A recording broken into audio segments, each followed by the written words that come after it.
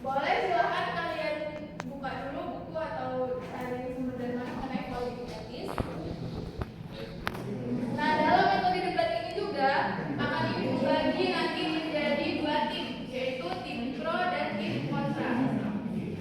Tim pro nanti di sebelah kanan itu dan tim kontra nanti di sebelah kiri itu.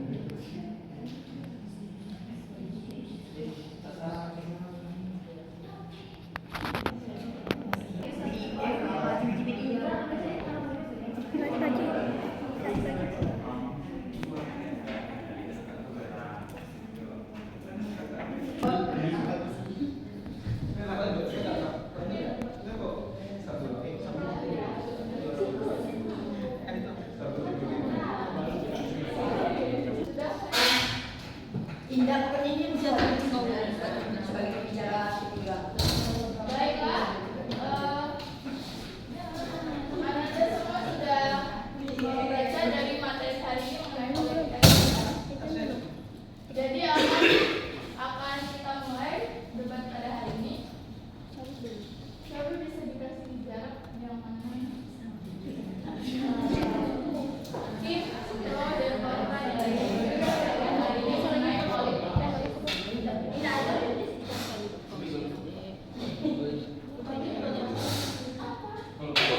Oke, baiklah, bisa dimulai.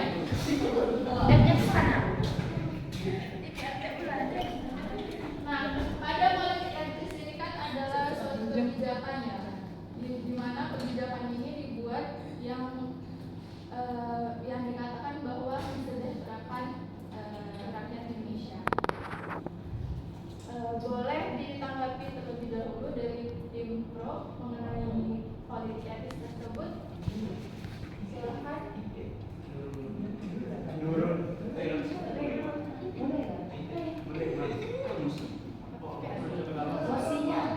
Politik etis ini kan ada yang mengatakan bahwa mensejahterakan rakyat Indonesia, ada yang mengatakan tidak.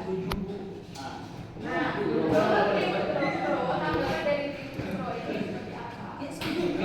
Apakah memang mensejahterakan?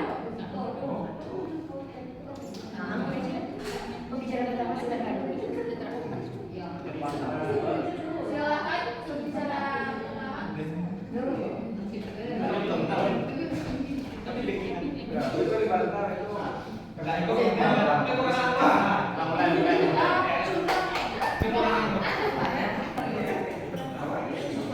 Baik, saya Nur Aziza dari tim pro. Nah, di sini mengapa kami bertindak sebagai tim pro? Yang pertama itu seperti yang kita tahu bahwa etis itu melahirkan tiga kebijakan, yaitu edukasi, irigasi, dan transmigrasi. Nah, dari ketiga ini setidaknya itu lebih baik dari zaman sebelumnya. Sekian. Baik, terima kasih. Silakan tim kontra untuk menanggapi dari Anda.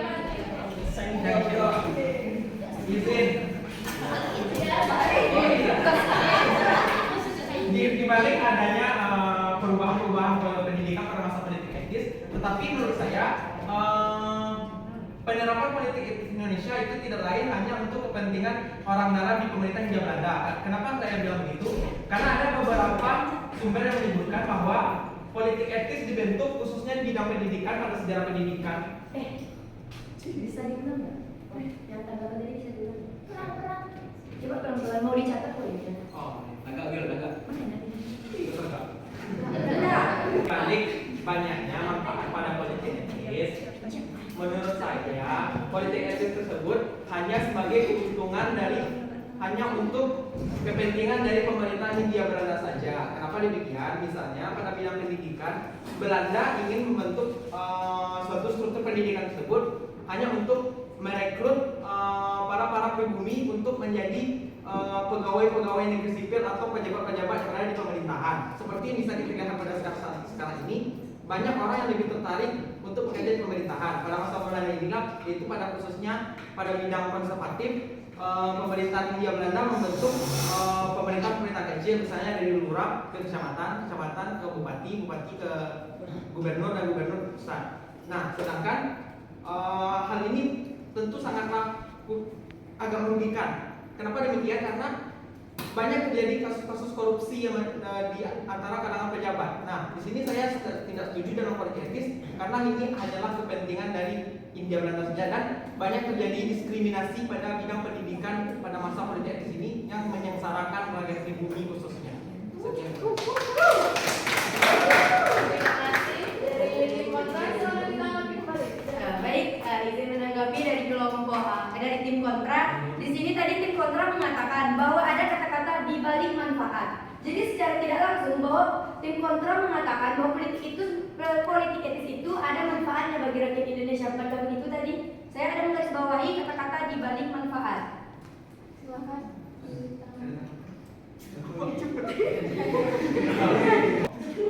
Ya, kan saya sudah bilang tadi ada manfaat.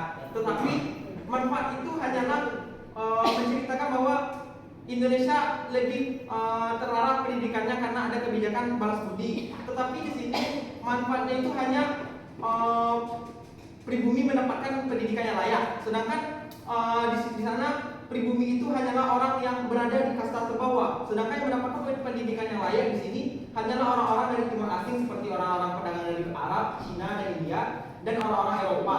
Nah, di sini pribumi itu hanya mendapatkan pendidikan, misalnya pendidikan bahasa seperti pembelajaran bahasa Belanda dan bahasa Melayu. Sedangkan orang-orang yang berada di timur asing dan kasta timur asing dan orang Eropa atau orang kulit putih itu mendapatkan pendidikan yang lebih bagus seperti pendidikan astronomi, matematika, dan yang lain-lain.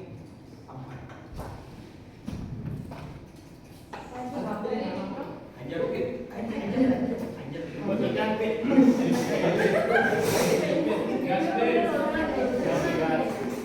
Solo kasus. Saya mendengar pernyataan dari negara hakim masa kolonial Belanda itu politik yang menguntungkan pada bidang pendidikan. Memang benar dalam bidang pendidikan ini membawa perubahan dasar. Tetapi kita ketahui masyarakat pada masa saat itu menunjukkan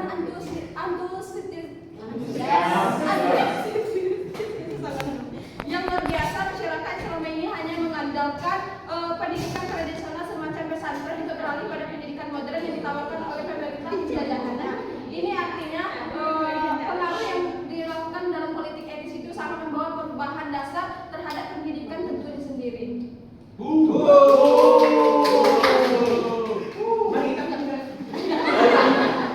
Tentu.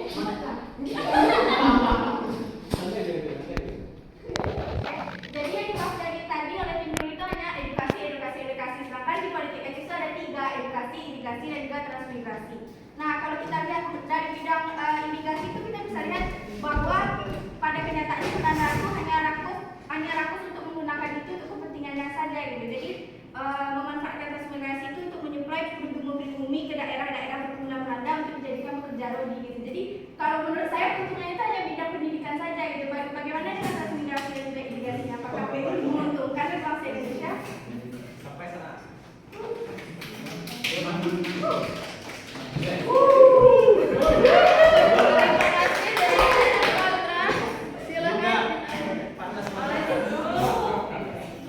Introduksi dari pendapat saudari Mutiara. Jadi kan saudari Mutiara mengatakan bahwa manfaatnya ada di bidang edukasi. Tapi menurut saya dalam bidang transmigrasi sendiri, seperti kita ketahui bahwa Pulau Jawa tersebut telah lama menjadi pusat pemerintahan dan juga administrasi pada masa yang Belanda. Dan juga karena hal tersebut maka banyak orang-orang datang ke pulau sana. Dan juga salah satu tujuan transmigrasi itu sendiri ialah untuk memeratakan penduduk sehingga tidak terjadi ketimpangan sosial baik di antara di Pulau Jawa itu sendiri dengan daerah-daerah lainnya. Dan salah satu misi dari politik etis itu ialah transmigrasi itu sendiri. Dan juga jika Jawa tersebut sudah penuh lahannya dan juga banyak penduduk-penduduk yang tidak mendapat pekerjaan sehingga diberikanlah pekerjaan oleh Hindia Belanda tersebut dengan cara melakukan transmigrasi. Di daerah transmigrasi penduduk tersebut memiliki lahan dan mereka mengolah lahan tersebut. Dan juga dari lahan tersebut nanti akan diserahkan pada pihak Belanda. Sekian.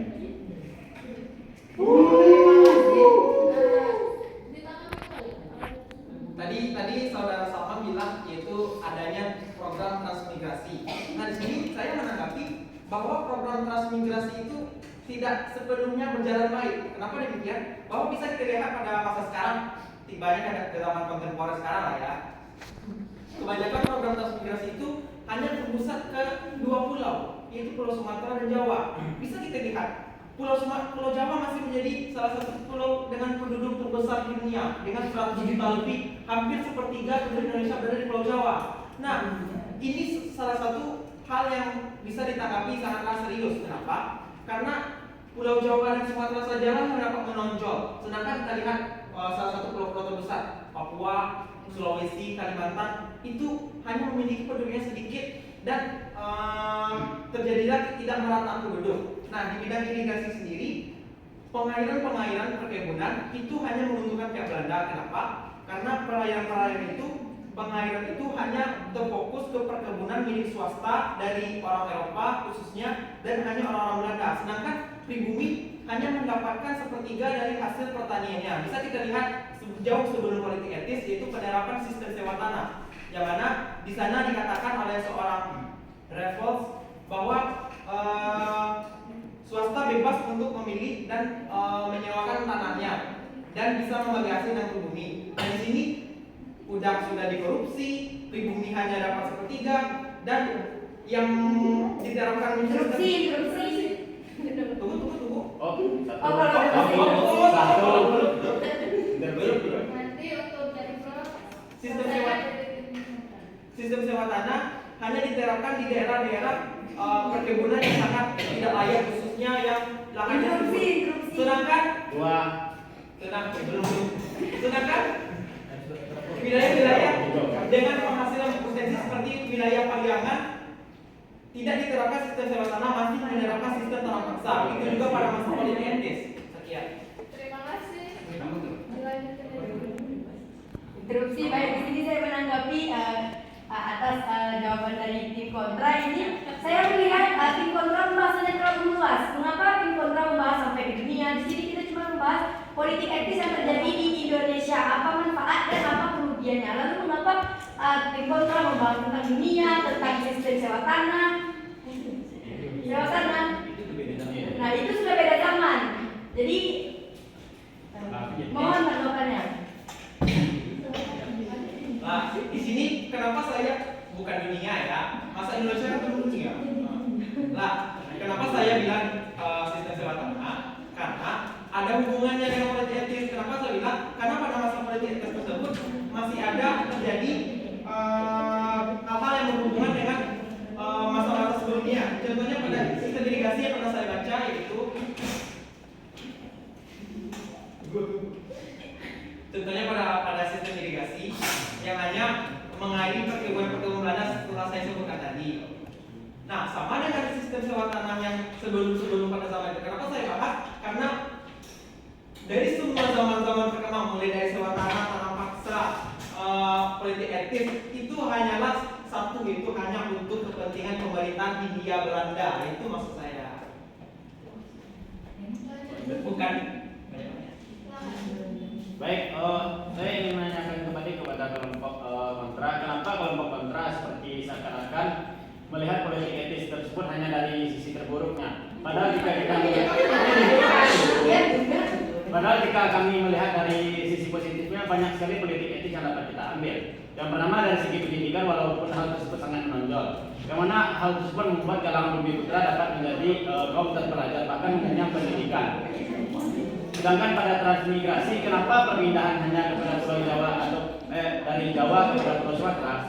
Karena pada masa tersebut juga pulau tersebut yang dinilai cukup terbuka, namun juga memiliki lahan yang kosong. Kemudian nama perpindahan tersebut pada masa tersebut bukan transmigrasi, namun Belanda lebih cenderung menyebutnya dengan kolonialisasi. Kemudian irigasi, walaupun pada masa tersebut bangsa Belanda hanya mengairi kebun-kebun mereka, namun rakyatlah yang disuruh untuk membuat irigasi tersebut. Sehingga dengan mempelajari irigasi tersebut, rakyat juga dapat mengambil ilmu dari hal tersebut. Kemudian sekian.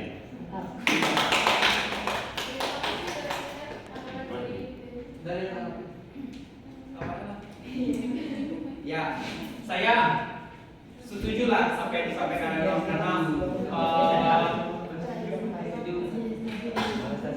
bentar. Setuju memang nih. Saya setuju dengan pendapat Eros yang melihat dari sisi logika dan keuntungan dari itu. Tetapi iya,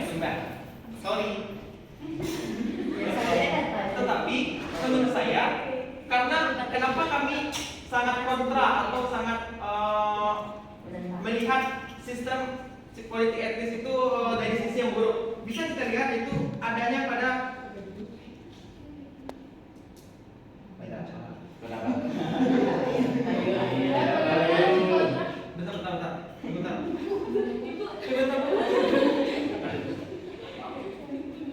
Nah, misalnya dalam politik tersebut, kenapa kita melihat dari sisi buruknya?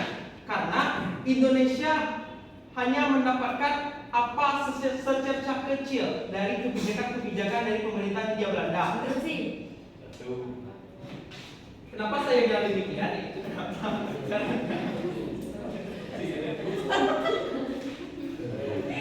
Kenapa kami bilang begitu? Karena Indonesia itu butuh hal yang lebih besar ke depannya, bukan menjadi budak korporat atau budak dari pemerintah Hindia Belanda. Pemerintah Hindia Belanda itu hanya untuk mencari keuntungan-keuntungan. Berdasarkan kami bilang tadi, pemerintah Hindia Belanda itu menerapkan sistem tanah paksa hanya untuk menjadikan pekerja kecil di Indonesia, bukan untuk menjadi tuan atau tuan tanah di rumahnya sendiri. Sedangkan pada masa pemerintahan Hindia Belanda sendiri tersebut, khususnya pada masa politik ini masih mengenal adanya pembagian kasta, yaitu kasta pribumi paling bawah, kasta timur asing, dan kasta Eropa. Nah, di sini yang tidak setujunya kami itu seharusnya pada masa politik ini sudah dihilangkanlah kasta-kasta tersebut, bahwa pribumi itu setara dengan orang-orang Eropa. Ya. Baik, saya ingin mempertanyakan kembali, sebagian saudara menyebutkan bahwa adanya kasta pribumi dan kasta bangsawan tersebut yang lain sebagainya. Menurut saya kasta tersebut tidak ada, namun lebih kepada diskriminasi dari orang kulit putih kepada orang-orang kulit hitam seperti kita. Kemudian kepada pernyataan saudara tadi yang menyebutkan bahwa politik etis hanya untuk bertujuan kepada negeri Belanda, Anda sebagian salah dan sebagian benar. Memang benar Belanda memanfaatkan politik etis tersebut untuk tujuan mereka. Namun kesalahannya, politik etis tidak dirumuskan oleh Belanda, namun seorang campuran Belanda, yaitu Van de Venter, yang merupakan Van de Venter, yang mana dia merupakan keturunan Indonesia dan Belanda yang membuat terjadinya politik etis tersebut. Namun, kenapa politik etis tersebut seakan-akan mementingkan kepentingan Belanda? Karena politik etis tersebut diterima oleh Belanda dan sebagai balas budi. Namun kenapa penerapannya sangat salah? Karena pada masa tersebut Belanda memang sedang mengkolonialisasi Indonesia. Jika pendidikan dibiarkan terus berlanjut, maka mereka akan menjadi pintar dan menjadi bibit-bibit nasionalisme yang kita lihat pada masa kemerdekaan. Sehingga untuk mencegah hal tersebut, namun tetap memperlakukannya, Belanda melakukan hal-hal tersebut. Baik. Dari yang masalah lainnya ada Apa? Lanjut ya kontra.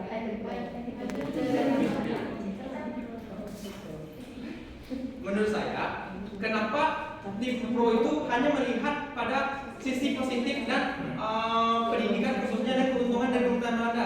Sedangkan pada masa politik ini kita lebih memusatkan pada perhatian rakyat masyarakat kecil. Kenapa demikian? Karena tadi seperti yang dikatakan oleh tim pro, bukan adanya sistem kasta tetapi diskriminatif. Menurut saya itu tidak jauh beda. Kenapa saya demikian? Karena masih terdapat pembedaan dari orang-orang berkulit putih dan orang-orang kulit kuning dan orang-orang pribumi seperti kita. Nah, di sini saya tidak setujunya itu. Di sini hanyalah menguntungkan orang-orang yang berada di atas pribumi. Seakan-akan mereka itu adalah pemilik asli dari tanah Asia Tenggara ini atau negara Indonesia ini. Kita lebih memperhatikanlah bagaimana masyarakat kita, masyarakat kecil khususnya dan orang-orang asli Indonesia, kita memiliki rasa senasib, seperjuangan dijajah oleh Belanda. Nah, di sini yang tidak setuju kami hal tersebut, karena di sini hanya menguntungkan orang-orang tersebut, sedangkan rakyat kecil hanya mendapatkan sebiji lah misalnya, hanyalah sedikit dari hal-hal yang diterapkan dalam politik tersebut. Di sini saya menanggapi tentang sedikit yang dibahas oleh tim kontra. Nah, jika tim kontra mengatakan sedikit, jadi setidaknya ini ada perubahan dari sebelumnya. Seperti bangsa Indonesia ini sudah mendapatkan pendidikan baik itu di bidang irigasi atau imigrasi. Nah, jadi ini lebih baik dari sebelumnya. Jadi bisa dikatakan ini merupakan hal yang positif. Nah, sampai Tambahan. Kenapa tim kontra sangat memperhatikan kondisi rakyat saat itu? Kenapa seakan-akan hanya pada saat itulah rakyat menderita? Padahal selama masa penjajahan kolonial dan Jepang untuk seterusnya, rakyat memang sedang ditekan, bahkan dipisahkan demikian. Karena hal tersebut berlatar belakang dari kebijakan Belanda untuk memecah belah kita sendiri di tanah Nusantara yang kita cintai ini, yaitu dengan impera. Memang politik pecah belah dengan membedakan bangsawan dari kalangan pribumi dan kalangan bawah dari bangsawan tersebut, sehingga kita tidak dapat bersatu padu dan kita seakan-akan membuat perbedaan walaupun kita sama-sama satu Indonesia. Kemudian dalam tim kontra seakan-akan dengan memperlakukan politik etis, maka kebijakan lama Belanda seakan-akan tidak mereka lakukan. Tim kontra tersebut seakan-akan berkata demikian dengan diberlakukannya politik etis. Belanda sudah tobat dan lain-lain sebagainya. Terima kasih. Baik, terima kasih. Ada tambahan lagi? Kalau tidak, lanjut dulu. Silakan. tadi sanggahan dari Bro dan kan kenapa pada zaman-zaman sebelum itu masyarakat rakyat Indonesia masih sengsara gitu kan? Ya itu karena adanya politik etis ini nggak ngaruh banget gitu sama rakyat Indonesia pada saat itu gitu. Kalau misalnya ngaruh ada dampak positif yang lebih lagi kan pasti itu berpengaruh kepada rakyatku gitu. Kenapa masih sampai zaman sebelum Jepang pun masih kayak gitu juga rakyat, meskipun ada perubahan sedikit tapi kan emang gak berpengaruh banget gitu. Sama aja kayak kan sebelum lalu kayak politik etis itu kayak sama aja kayak menjajah gitu kan, tapi dihaluskan namanya gitu jadi politik etis. Seolah Belanda itu 15 budi setelah apa yang dilakukannya kemarin itu menjajah kita, terus dia balas budi terus dibikin kebijakan politik etis gitu. Oke sih. Baiklah, di sini saya sedikit menanggapi. Menurut sumber yang saya baca, yaitu jurnal yang diterbitkan oleh Universitas Negeri Yogyakarta, politik etis yang diberlakukan di Hindia Belanda itu membawa dampak positif bagi kemajuan rakyat Indonesia. Nah, salah satunya itu dengan munculnya kaum elit terpelajar. Nah, keberadaan kaum elit terpelajar ini tersebut akan menjadi motor penggerak pembebasan bangsa Indonesia dari penjajahan. Nah, ini merupakan cikal bakal untuk era kemerdekaan Indonesia. Jadi bisa dikatakan bahwa politik etis ini membentuk semangat jiwa Indonesia untuk memperjuangkan kemerdekaan Indonesia. Walaupun waktu yang dibutuhkan itu sangat lama sampai. Tambahan. Terima kasih lanjut. Kalau kata saudara yang di sebelah sana tadi tidak berpengaruh gitu, itu tidak berpengaruh gitu. Sudah dijelaskan juga oleh Dulu tadi. Berkat adanya politik etis ini berdampak panjang gitu, berdampak positif untuk jangka panjang bagi Indonesia, di mana pada pendidikan melanjutkan golongan terpelajar dan terdidik seperti Sutomo, kemudian Mahidin Susodo. Kemudian mereka juga membentuk organisasi kemerdekaan nasional gitu, seperti Budi Utomo, Serikat Islam hingga Perhimpunan Indonesia. Kemudian kalau dikatakan tidak berpengaruh banget gitu kan, sudah ada terpampang gitu 3 kebijakan politik etis gitu kan. Yang pertama itu irigasi.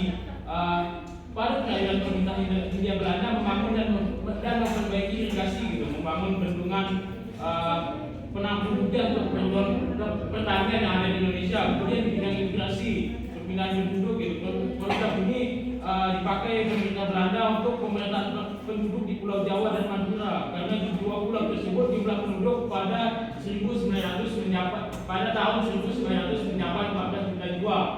Kemudian di bidang pendidikan gitu yang sudah kita bicarakan tadi gitu kan, di bidang pendidikan sendiri politik etis ini meningkatkan mutu pendidikan sumber daya manusia yang ada di Indonesia. Sampai Tambahan. Dalam politik etis tersebut menurut saya jika kita melihat dari jangka pendek, politik etis tersebut memang seakan-akan seakan-akan tidak berarti. Namun jika kita melihat dengan jangka panjangnya, yang mana sampai setelah masa pergerakan, politik etis tersebut sangat memberi pengaruh yang sangat besar bagi pergerakan kemerdekaan Republik Indonesia. Bahkan para pejuang pada zaman dahulu dikarenakan dapat belajar karena politik etis tersebut dapat menjadi tokoh-tokoh atau pahlawan nasional pada masa sekarang ini. Kemudian jika kita melihat dalam perbedaan tadi, yang mana dalam tim kontra menyebutkan ada kasta bangsawan bagi pribumi dan kasta pribumi yang paling rendah yang membuat perbedaan. Namun hal tersebut pada masa tersebut memang salah, tidak sepenuhnya salah maksudnya. Yang mana para bangsawan dari kalangan pribumi tersebut juga memperjuangkan kemerdekaannya. Contohnya seperti Insinyur Soekarno yang memiliki keturunan atau darah ningrat. Kemudian wakil presiden pertama kita itu Bung Hatta yang seorang bapaknya adalah seorang saudagar besar. Yang memang jika kita katakan mereka termasuk bangsawan-bangsawan atau saudagar-saudagar kaya. Namun mereka tersebut tidak melupakan asal mereka dari mana mereka lahir dan lain sebagainya.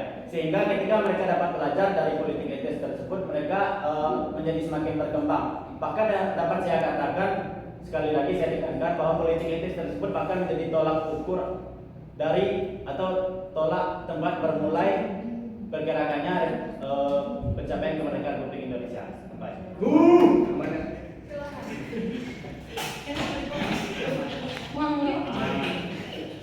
Tadi kan tim kontra sudah mengatakan tentang adanya kasta dan sistem diskriminasi.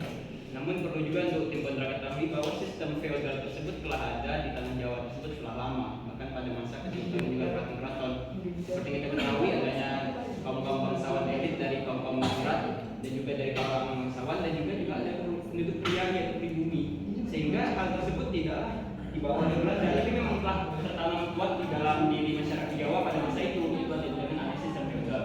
Dan juga menambahkan dari pendapat teman saya tadi yaitu Raymond dan juga Diki, dengan adanya politik etis tersebut membawa Indonesia menuju ke zaman yang berbeda, yaitu zaman era kebangkitan nasional, di mana ditandainya dengan lahirnya para kaum terpelajar dan juga lahirnya organisasi-organisasi masyarakat ataupun organisasi sosial yang tentunya dengan adanya organisasi tersebut membuat masyarakat Indonesia ini bisa lebih berani, juga bisa lebih terdidik gitu dalam hal pendidikan. Dan juga dengan adanya pendidikan tersebut juga membawa Indonesia ini bisa sampai ke jalur internasional gitu. Seperti kita ketahui bahwa lahirnya diplomat handal Indonesia seperti Sultan Syahrir, Buya Hamka dan lain sebagainya, itu semua berkat dengan adanya politik etis ini sendiri, dengan lahirnya pendidikan itu sendiri.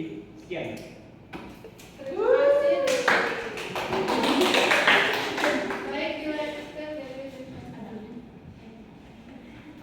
Tidak. Baiklah, di sini saya akan menanggapi pernyataan dari tim pro.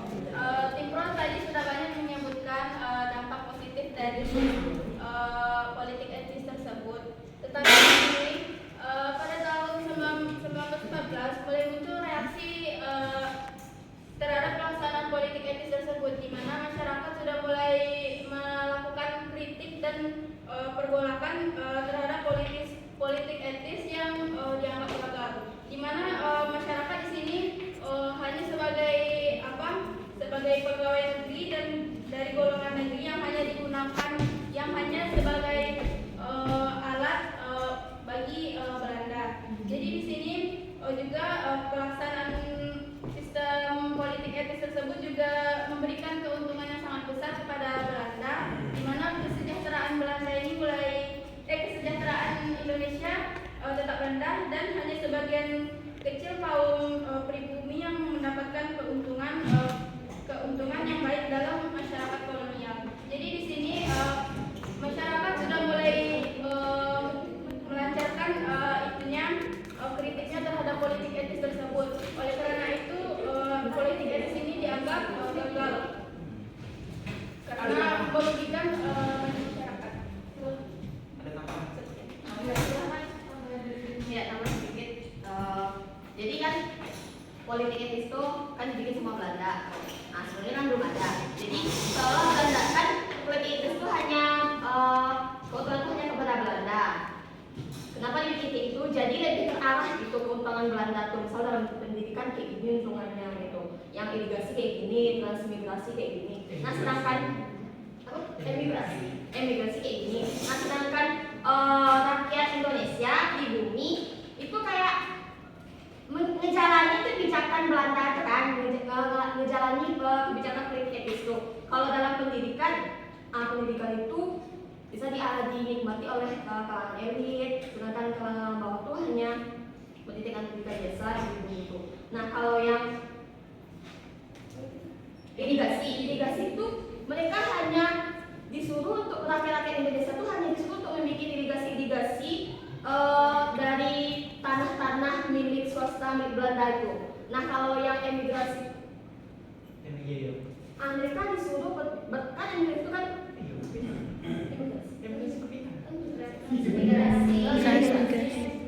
Nah kalau emigrasi itu mereka disuruh bekerja di satu tempat untuk membuat sebuah tanah, membuat sebuah pekerjaan. Nah jadi kalau kembali lagi ke posisi kita tadi itu kan, apakah politik etis itu mensejahterakan rakyat atau tidak? Itu tidak, karena mereka tuh rakyat Indonesia itu belum sejahtera karena mereka tuh hanya menjalani kebijakan politik etis yang dilakukan oleh Belanda sampai.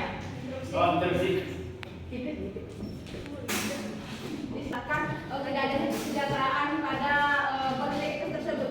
Saya rasa di sini bagaimana tidak bisa diterapkan sistem politik etis sendiri, sementara rakyat Indonesia di pada masa itu juga mendukung adanya peraturan-peraturan yang diberikan oleh Ratu Helmina sendiri. Artinya kebijakan politik itu walaupun dibilang saudara pihak kontra mengatakan adanya kritikan yang dilakukan oleh rakyat pada masa itu, rasanya tidak berpengaruh pada perubahan mendasar dalam maupun bidang pendidikan, bidang ekonomi, bidang hal lain apapun itu yang sangat berubah pada masa itu sendiri.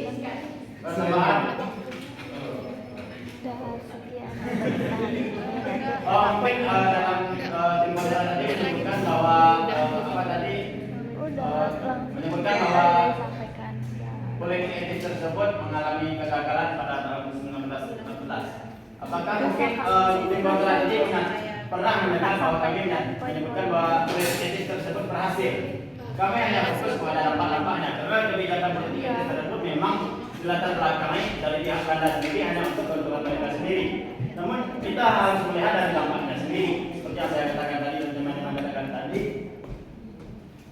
yang mana walaupun demikian, walaupun dianggap kegagalan ada politik etis, namun bangsa Indonesia mendapatkan ilmu baru, memiliki semangat baru dan lain sebagainya untuk memperjuangkan kemerdekaan.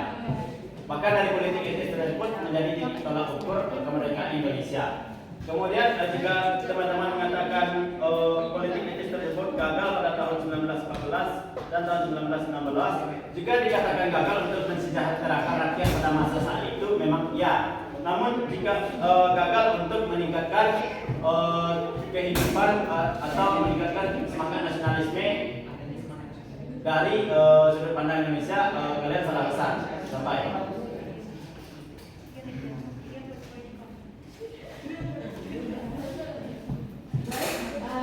Sudah debat hari ini.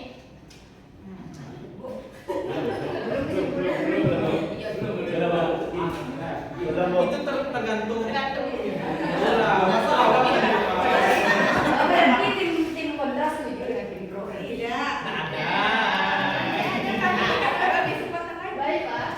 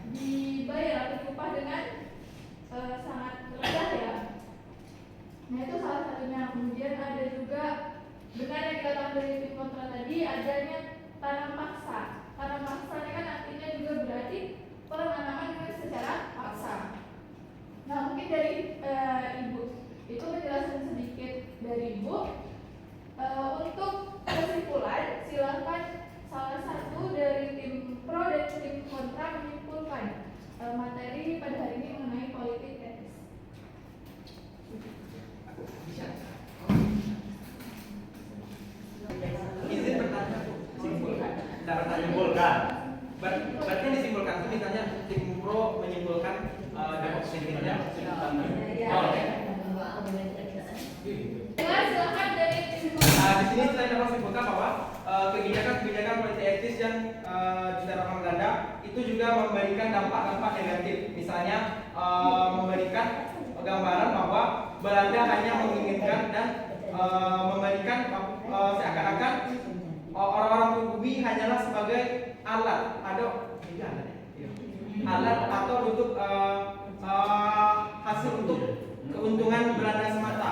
Dan penerapan politik etis yang diterapkan Belanda itu tidak sepenuhnya memberikan dampak positif, tetapi hanya tetap menyengsarakan rakyat seperti masa-masa sebelumnya. Ya.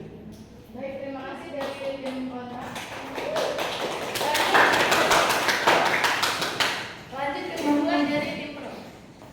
Silakan. Dari tim kami sendiri kesimpulannya ialah dari ada politik etis ini sendiri seperti kita ketahui pasti sebuah kebijakan itu memiliki hal negatif, hal positif dan negatifnya. Namun jika kita lihat lebih dalam kawan bangsa dan juga dengan adanya politik etis ini sendiri membuat Indonesia tersebut masuk ke dalam era kebangkitan nasional, di mana ditandai dengan lahirnya banyak organisasi-organisasi sosial dan juga terpelajar. Ya, dan juga dari politik etis ini sendiri dapat kita pahami bahwa pada masa tersebut Indonesia tersebut seperti yang telah Ibu jelaskan tadi meningkatkan SDM itu sendiri.